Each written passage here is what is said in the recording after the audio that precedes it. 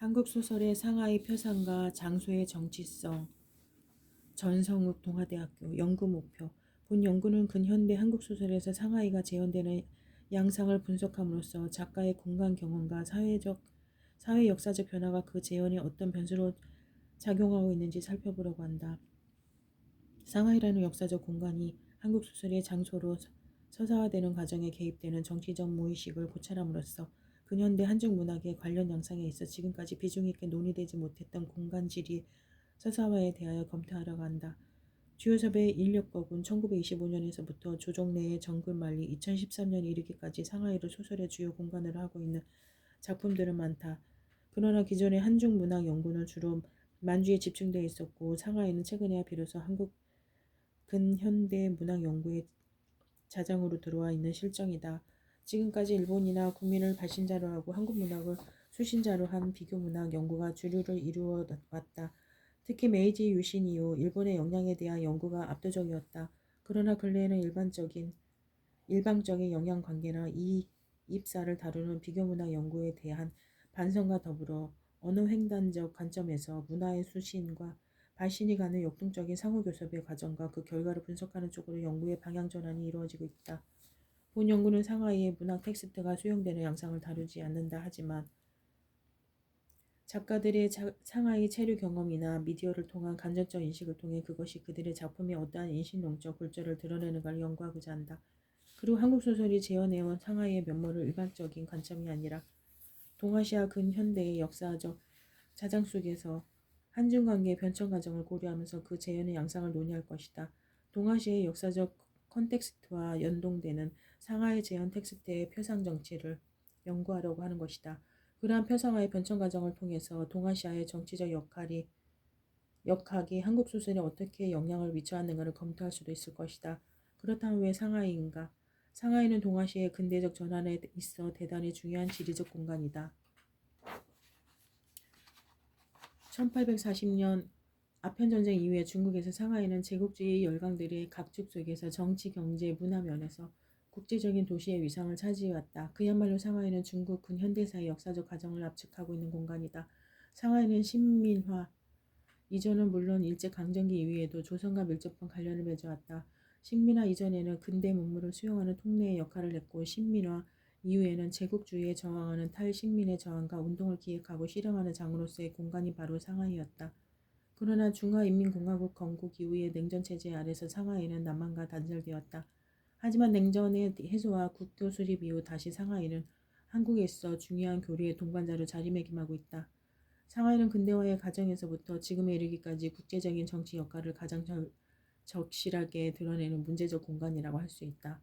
본 연구는 이러한 역사적 변천 과정이 소설의 텍스트에 어떻게 재현되어 있으며 그 재현의 이면에 동아시아의 정치 질서가 어떤 흔적으로 남아있는가를 검토함으로써 한국 소설에 드러난 상하이 재현의 정치적 의미를 분석하고자 한다.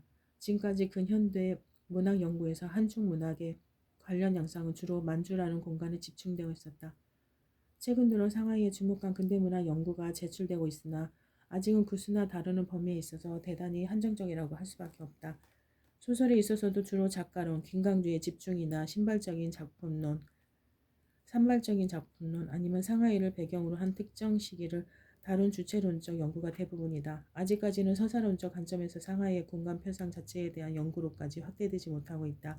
본 연구는 한국 문학 연구에서 비교적 관심의 외곽지대로 있었던 상하이를 매개로 한중 문학의 관련을 검토하려고 한다. 본 연구를 통해 한국 소설에서 상하이가 표상되는 방식이 어떤 상투성 혹은 유형성과 더불어 그 유형적 반복 속의 사유로서 표상의 변천 과정을 확인할 수 있을 것이다. 이러한 확인을 통해 동아시아의 정치 역학이 소설의 텍스트에 어떻게 개입하고 있는가를 검토하고자 한다. 더불어 상하이를 배경으로 한 한국 소설은 대체로 혁명투쟁과 스파이 활동을 다루고 있다. 따라서 소설의 형식이 대개 추리소설이라는 하위 장르를 모방하고 있다. 상하이라는 공간과 추리소설이라는 소설적 형식 사이의 관련을 해명하는 것도 기존의 연구에서 다루지 못한 부분이라고 할 수 있다. 본 연구는 그러한 장르 형식을 유인하는 상하이의 특성을 당시의 풍속과 역사 지리적 맥락을 통해 해명할 것이다. 기대효과 본 연구는 기존의 사회문학 연구에서 크게 주목되지 않았던 상하이라는 공간에 주목함으로써 한국문학 연구의 지리적 경계를 확장할 수 있다. 나아가 본 연구는 한국의 근대 문학에 미친 일본의 영향에 대한 비교 문학, 연구가 주류를 이루는 가운데 한중 문학의 관련 양상에 대한 연구를 심화할 수 있는 계기가 될 것이다.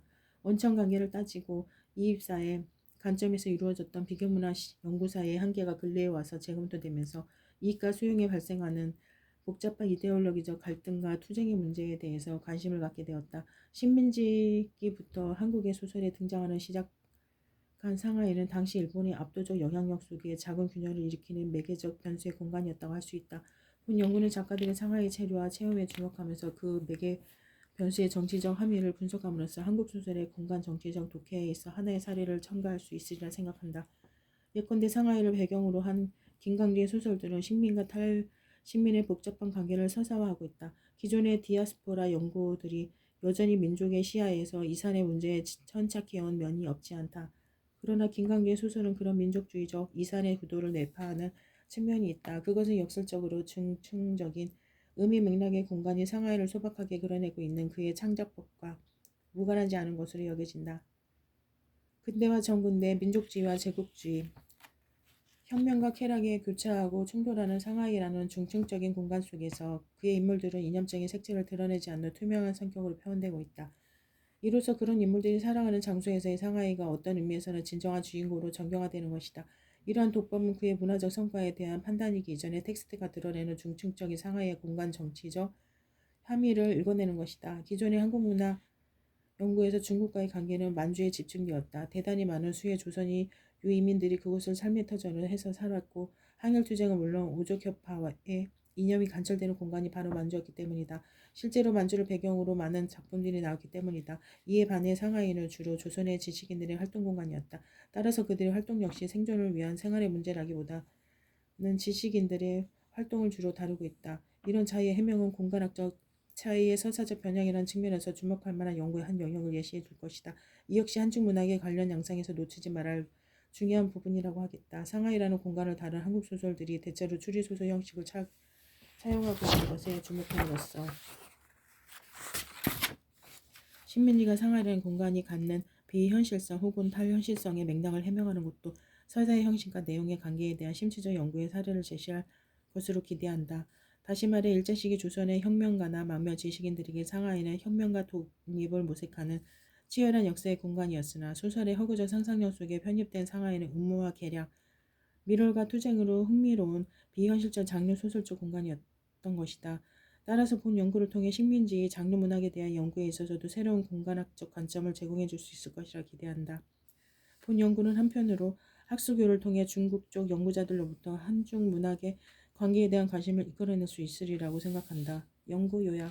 본 연구는 식민지기부터 최근에 이르기까지 한국 소설에 재현되어 온 상하이의 양상을 통해 그 장수 표성의 정치적 함의를 분석하는 것을 연구 목적으로 한다.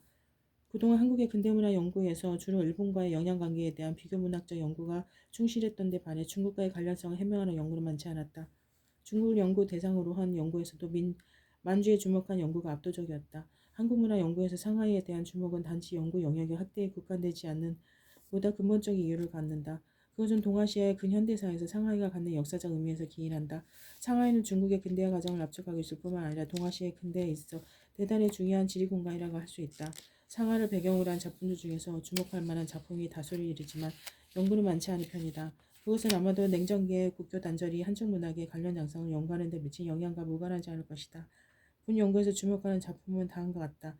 먼저 김강준은 자신의 상하이 체류 경험을 통해 다수의 소설을 발표했다. 그는 상하이의 남양의대를 다니다 중퇴했고 상하이를 배경으로 한 소설로는 장발로인, 포도의 울, 무평서 온영가, 남경래의 창공 등이 있다.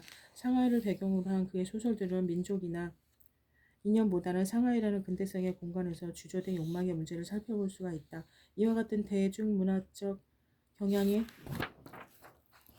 상하이 표상은 이후 추리소설의 무대로서 상하이의 공간적 상징성과 연동된다. 김동인의 수평선 너머로 1934년 매일신보에 연재한 장편 추리소설이다. 이 소설의 주인공 서인주는 세계적 범죄 과학자로서 상하이에 본부를 둔 민족주의 비밀결사의 간부다. 이 소설은 통솔적인 대중소설의 전형적 면모를 보여준다. 특히 제 자가 인형의 완벽한 인물로 제시되고 있는 서윤주라는 인물이 그 통속성을 배가시키며 미스터리 구조를 통해 서스펜스를 이끌어내는 방식도 장르 클리셰의 반복이다.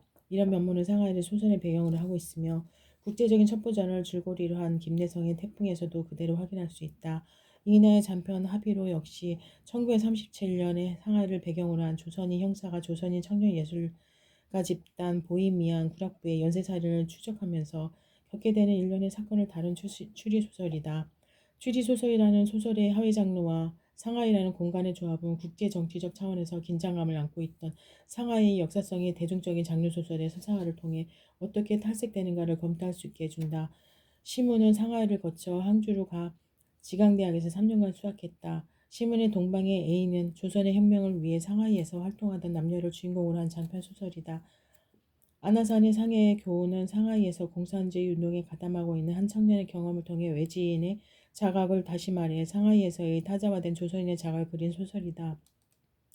유진호의 상해의 기억도 고난에도 굴복하지 않는 위대한 혁명가상을 보여주고 있는 작품이다.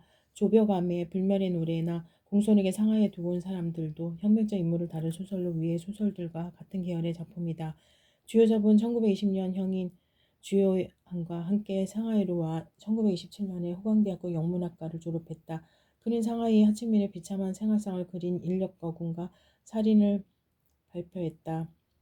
한용운의 잔표 흑풍의 소설의 배경에 중국의 여러 지역에 걸쳐 있지만 상하이를 주요 공간으로 하고 있다. 주요 작가 한용운의 작품은 모두 조선의 하층민과 마찬가지의 비참한 삶을 살고 있는 상하이 사람들의 모습을 그리고 있다는 점에서 통한다. 이병준은 일본과 학도병으로 참전했다가 중국의 소주에서 해방을 맞은 뒤 상하이에서 몇 달을 보냈다. 그 경험을 토대로 일본의 패전 직후의 상하이 모습을 그린 소설이 변명이다. 이 소설은 다른 소설들이 다루지 않았던 시기의 상하이를 서사하고 있으며 작가의 학도병 체험이 역사에 대한 작가의식으로 표출된 작품이라고 할 수 있다. 조정래의 정글만리 역시 상하이를 주요 공간을 하고 있다. 이 작품은 일제 시기가 아닌 현재의 시간대를 서사화하고 있다는 기존의 소설들과 구별되지만 역시 대중 친화적인 측면에서 암투와 모략이 이루어지는 곳으로 상하이의 공간적 의미를 표상하고 있다는 점에서 기존의 소설들과 연속성을 발견할 수 있다.